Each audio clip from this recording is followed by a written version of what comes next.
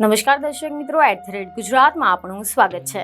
ગોંડલમાં રાજસ્થાની યુવક રાજકુમાર જાટનો કેસ સતત નવા વળાંક લઈ રહ્યો છે। જાટ પરિવાર પહેલેથી જ ન્યાય માટે પોકાર લગાવી રહ્યું છે, તેમજ જયરાજસિંહ અને તેના પુત્ર ગણેશ ગોંડલની સામે પણ આક્ષેપો કરી રહ્યું છે। ત્યાં જ હવે રાજકુમાર જાટની બહેને પણ જયરાજસિંહ અને તેના પુત્ર ગણેશ જાડેજા આના ઉપરાંત ભાજપ સરકાર વિરુદ્ધ પણ મોરચો માંડ્યો છે। આની સાથે જ આ યુવાની બહેન દ્વારા સોશિયલ મીડિયા પર #જસ્ટિસ ફોર રાજકુમાર અભિયાન શરૂ કર્યું છે અને સૌને મદદરૂપ થવા માટે અપીલ કરી છે। હવે જો આપણે આના વિશે ડિટેલમાં વાત કરીએ તો મીડિયા રિપોર્ટ અનુસાર એવી માહિતી મળી રહી છે કે રાજકુમાર જાટની બહેન પણ ન્યાય માટે સામે આવી છે। રાજકુમાર જાટની બહેન ગુજરાતમાં આવીને ન્યાયની માંગણી કરી રહી છે।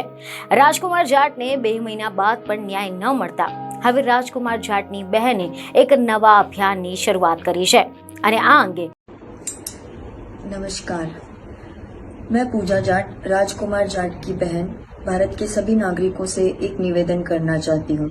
मेरे भाई की गुजरात के गोंडल शहर में निर्ममता से हत्या कर दी गई है। ये हत्या पूर्व धारासभ्य जयराज सिंह जडेजा के बेटे गणेश जाडेजा द्वारा की गई है। हमने FIR करने की कोशिश की, लेकिन हमारी वहाँ पे कोई नहीं सुन रहा। हमने फिर हाई कोर्ट जाने का फैसला किया। हाई कोर्ट में पिटीशन दायर किए हुए आज 2 महीने हो चुके हैं, लेकिन हमारा अभी तक तारीख पे तारीख मिल रही है, एक भी सुनवाई नहीं हो पाई है। मेरी माँ अभी भी मेरे भाई राज का इंतजार कर रही है। मेरे पापा की आंखों में अभी भी इतनी उदासी है, हमारी कोई सुनने वाला नहीं है। जो लोग हमारी सुन रहे हैं और जो हमारी मदद करना चाहते हैं, अल्पेश भाई कथीरिया, जिगीशा बेन पटेल, सरकार ने उनके पीछे भी IB और पुलिस लगा दी है।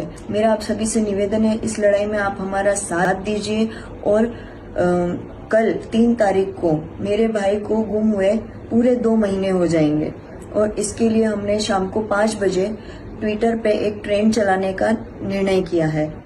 #जस्टिस फॉर राजकुमार से ट्वीट करके आप सभी हमारी इस न्याय की लड़ाई में हमारा साथ दे सकते हैं। धन्यवाद। जय हिंद।